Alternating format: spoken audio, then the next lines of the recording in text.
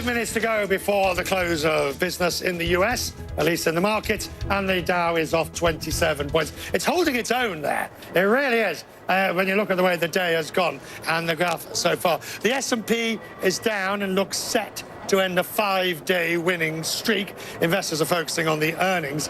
Disney shares are down, even though it had reasonable numbers last night, and GM is up.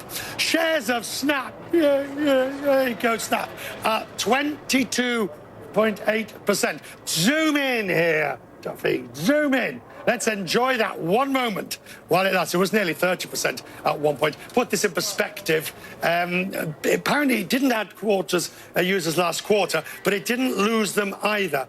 And it managed to squeeze out more money from its users. The shares are down, however, by 2/3 since its IPO.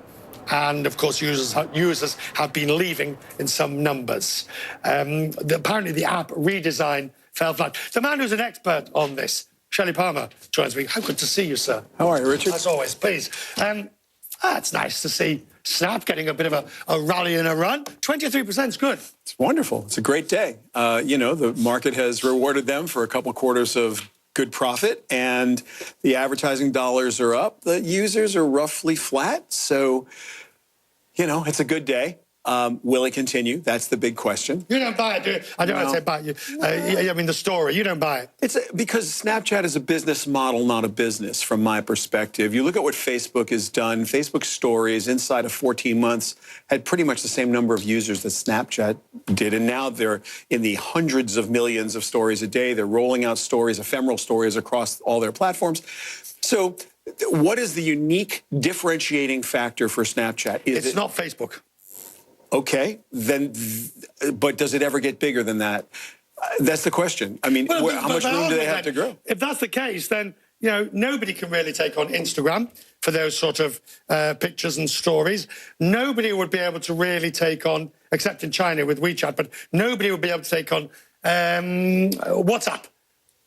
In practice, these are monolithically large organizations, and they are really hard to compete with. And so, if you are a shareholder and you're happy with the profit that Snapchat is turning, and you look at the future and you say, this is how big we can get. But the question is, are they constrained in size by the competition? Before we move on, just to clarify, and I know you'll be wanting to know, my Snap shares, which I bought just after the IPO, are now, with the 27% rise today, are now down only 69%. At this rate, the coffees will be on. I want to talk. Okay, so we've looked at Snap. Spotify. Yeah. Another one trying today. But yeah. Spotify's got some weight behind it. The shares were down sharply on the back of base part of 500 million, turning it into an audio podcast company as well. Yeah, look, I think that Spotify is a kind of a special case. They have a really good business plan. They have a pretty decent business model. They've dealt with the copyright tribunal. They have a clear understanding of their future.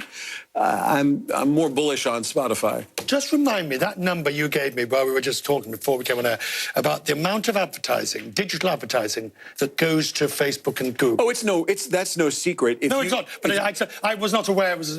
So if you look at pure digital dollars available for digital advertising, about 80%, 80, goes to Google and Facebook, and everyone else fights for the other 20%. That's pretty much the way it is, and I don't think you'll find a media buyer or a brand manager who would tell you anything different. That's pretty much the number. 80%. Yeah, these guys, and by the way, they are not 80% of the viewership on the internet. They're just 80% of the money. Sure, no, good to see you, sir. Thank you, as always.